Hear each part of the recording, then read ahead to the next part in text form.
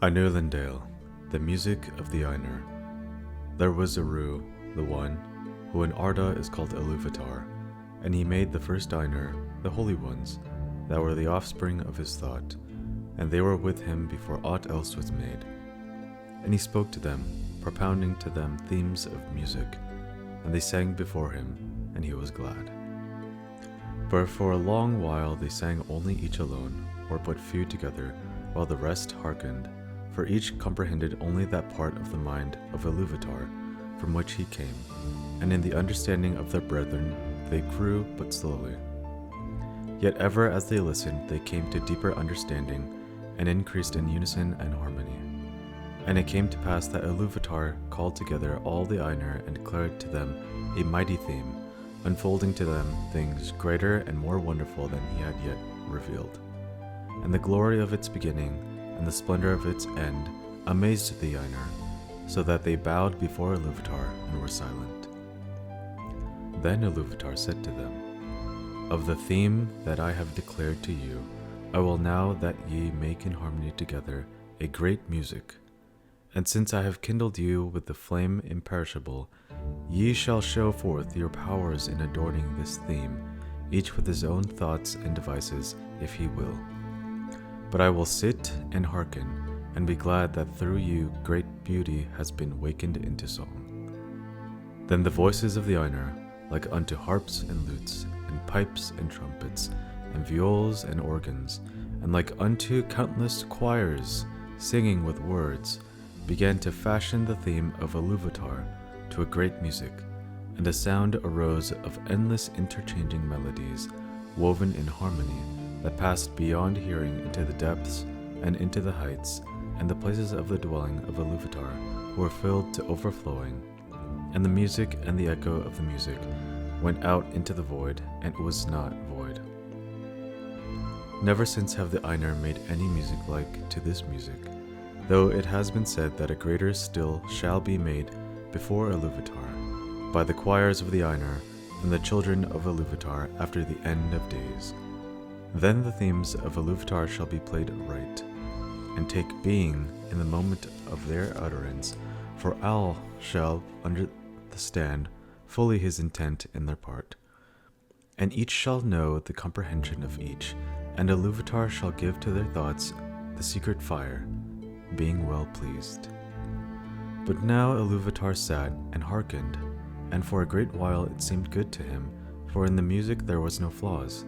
But as the theme progressed, it came into the heart of Melkor to interweave matters of his own imagining that were not in accord with the theme of Iluvatar. For he sought therein to increase the power and the glory of the part assigned to himself. To Melkor, among the Ainur, had been given the greatest gifts of power and knowledge, and he had a share in all the gifts of his brethren. He had gone often alone into the void, places seeking the imperishable flame, for desire grew hot within him to bring into being things of his own, and it seemed to him that Iluvatar took no thought for the void, and he was impatient of its emptiness. Yet he found not the fire, for it is with Iluvatar. For being alone he had begun to conceive thoughts of his own, unlike those of his brethren. Some of these thoughts he now wove into his music, and straightway discord arose about him. And many that sang nigh him grew despondent, and their thought was disturbed, and their music faltered. But Sam began to attune their music to his rather than to the thought which they had at first. Then the discord of Melkor spread ever wider, and the melodies which had been heard before foundered in a sea of turbulent sound. But Iluvatar sat and hearkened until it seemed that about his throne there was a raging storm, as of dark waters that made war one upon another, in an endless wrath that would not be assuaged. Then Iluvatar arose, and the Ainur perceived that he smiled, and he lifted up his left hand, and a new theme began amid the storm. Like and yet unlike to the former theme, it gathered power and had new beauty. But the discord of Melkor rose in uproar, and contended with it, and again there was a war of sound more violent than before, until many of the Ainur were dismayed and sang no longer, and Melkor had the mastery. Then Iluvatar arose, and the Einar perceived that his countenance was stern, and he lifted up his right hand, and behold, a third theme grew amid the confusion, and it was unlike the others. For it seemed at first soft and sweet, a mere rippling of gentle sounds in delicate melodies, but it could not be quenched, and it took to itself power and profundity. And it seemed at last that there was two musics progressing at one time before the seat of Iluvatar, and they were utterly in variance. The one was deep and wide and beautiful, but slow and blended with an immeasurable sorrow, from which its beauty chiefly came. The other had now achieved a unity of its own, but it was loud and vain and endlessly repeated, and it had little harmony, but rather a clamorous unison, as many trumpets braying upon a few notes. And it essayed to drown the other music by the violence of its voice, but it seemed that its most triumphant notes were taken by the other and woven on to its solemn pattern. In the midst of the strife, where at the halls of Iluvatar shook and a tremor ran out into the silences yet unmoved, Iluvatar arose a third time, and his face was terrible to behold. Then he raised up both his hands, and in one chord, deeper than the abyss, higher than firmament, piercing as the light of the eye of Iluvatar, the music ceased. Then Iluvatar spoke, and he said, "Mighty are the Einar, and mightiest among them is Melkor. But that he may know, and all the Einar, that I am Iluvatar, those things that ye have sung, I will show them forth, that ye may see what ye have done. And thou, Melkor, shalt see that no theme may be played that hath not its uttermost source in me, nor can any alter the music in my despite.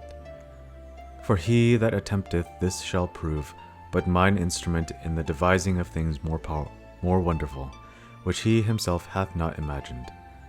Then the Einar were afraid, and they did not yet comprehend the words that were said to them. And Melkor was filled with shame, of which came secret anger. But Iluvatar arose in splendor, and he went forth from the fair regions that he had made for the Einar, and the Einar followed him. When they were come into the void, Iluvatar said to them, "Behold your music." And he showed to them a vision, giving to them sight where before he was only hearing, and they saw a new world made visible before them, and it was globed amid the void, and it was sustained therein, but was not of it. And as they looked and wondered, this world began to unfold its history, and it seemed to them that it lived and grew. And when the Einar had gazed for a while and were silent, Iluvatar said again, "Behold your music, this is your minstrelsy, and each of you shall find contained herein, amid the design that I set before you, all those things which it may seem that he himself devised or added. And thou, Melkor, wilt discover all the secret thoughts of thy mind, and wilt perceive that they are but a part of the whole and tributary to its glory." And many other things Iluvatar spoke to the Einar at the time, and because of their memory of his words, and the knowledge that each has of the music that he himself made, the Einar know much of what was and is to come, and few things are unseen by them. Yet some things there are that they cannot see, neither alone nor taking counsel together. For to none but himself has Iluvatar revealed all that he has in store, and every age there come forth things that are new and have no foretelling, for they do not proceed from the past.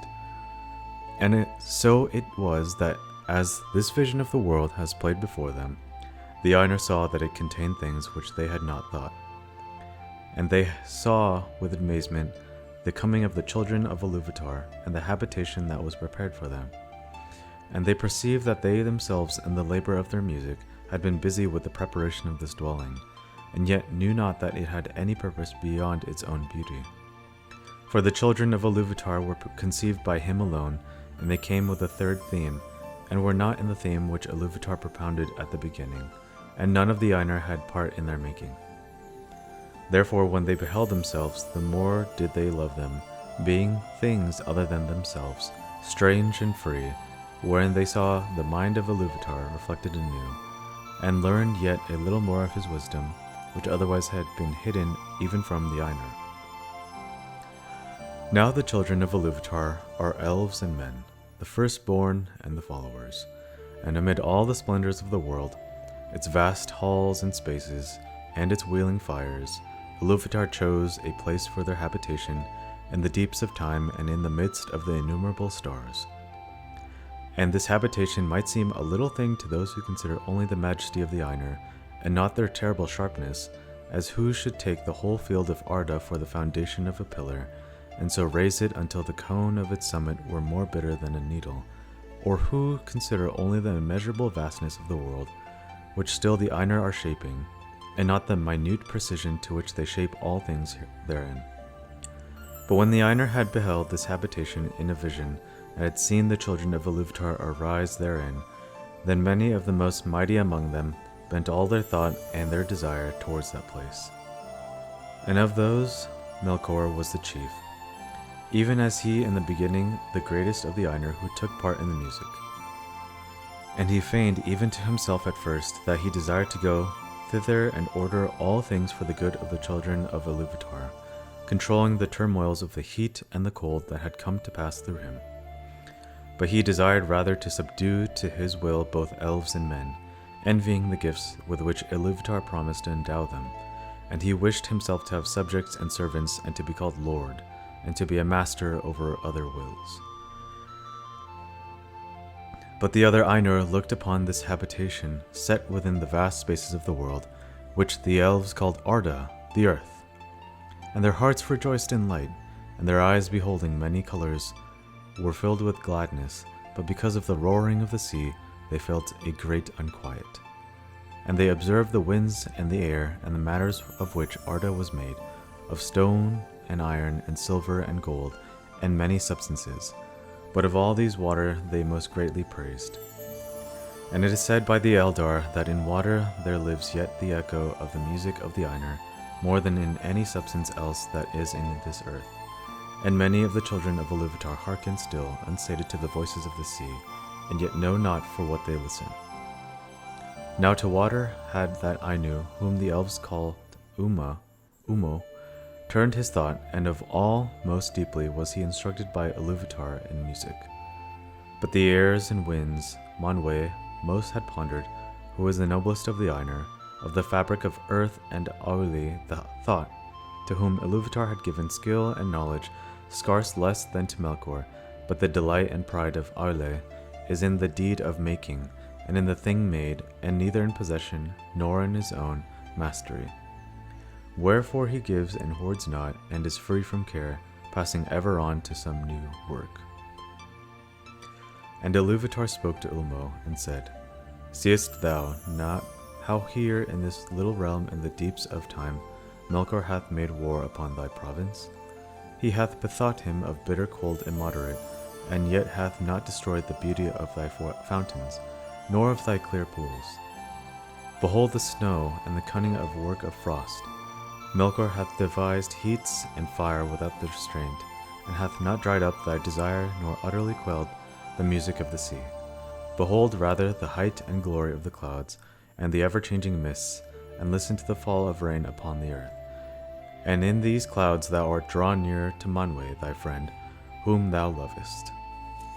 Then Ulmo answered, Truly, water is become now fairer than my heart imagined. Neither had my secret thought conceived the snowflake, nor in all my music was contained the falling of the rain.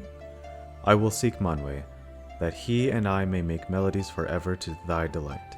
And Manwe and Ulmo have from the beginning been allied, and in all things have served most faithfully the purpose of Iluvatar. But even as Ulmo spoke, and while the Ainur were yet gazing upon this vision, it was taken away and hidden from their sight, and it seemed to them that in that moment they perceived a new thing, darkness, which they had known before except in thought. But they had become enamored of the beauty of the vision and engrossed in the unfolding of the world, which came there to being, and their minds were filled with it. For the history was incomplete, and the circles of time not full wrought, when the vision was taken away, and some had said that the vision ceased ere the fulfillment of the dominion of men and the fading of the firstborn. Wherefore, though the music is over the all, the Valar had not seen as with sight the latter ages or the ending of the world. Then there was unrest among the Ainur, but Ilúvatar called to them and said, I know the desire of your minds, that what ye have seen should verily be, not only in your thought, but even as ye yourselves are, and yet other. Therefore I say, Ea, let these things be, and I will set forth into the void the flame imperishable, and it shall be at the heart of the world, and be the world shall be, and those of you that will may go down into it. And suddenly the Ainur saw afar off a light, as it were a cloud with a living heart of flame, and they knew that it was no vision only, but that Ilúvatar had made a new thing, Ea, the world that is. Thus it came to pass that of the Ainur some abode still with Ilúvatar beyond the confines of the world, but others, and among them many of the greatest and most fair, took the leave of Ilúvatar and descended into it. But this condition Ilúvatar made, or it is the necessity of their love, that their power should thenceforward be contained and bounded into the world, to be within it forever until it is complete, so that they are its life and it is theirs, and therefore they are named the Valar, the powers of the world. But when the Valar entered into Ea, they were at first astounded and at a loss, for it was as if naught was yet made which they had seen in vision, and all was but on point to begin and yet unshaped, and it was dark. For the great music had been but the growth and flowering of thought in the timeless halls, and the vision only a foreshadowing. But now they had entered in at the beginning of time, and the Valar perceived that the world had been but foreshadowed and foresung, and they must achieve it. So began their great labors in wastes unmeasured and unexplored, and in ages uncounted and forgotten, until in the deeps of time and in the midst of the vast halls of Ea there came to be that hour and that place where was made the habitation of the children of Ilúvatar. And in this work the chief part was taken by Manwë and Aule and Ulmo, but Melkor too was there from the first, and he meddled in all that was done, turning it if he might to his own desires and purposes, and he kindled great fires. When therefore earth was yet young and full of flame, Melkor coveted it, and he said to the other Valar, This shall be my own kingdom, and I name it unto myself. But Manwë was the brother of Melkor in the mind of Ilúvatar, and he was the chief instrument of the second theme that Ilúvatar had raised up against the discord of Melkor. And he came unto himself many spirits both greater and less, and they came down into the fields of Arda and aided Manwë, lest Melkor should hinder the fulfillment of their labor forever. And earth shall wither ere it followed. And Manwë said unto Melkor, This kingdom thou shalt not take for thine own, wrongfully, for many others have labored here no less than thou. And if there was strife between Melkor and the other Valar, and for that time Melkor withdrew and departed to the other regions, and did there what he would. But he did not put the desire of the kingdom of Arda from his heart.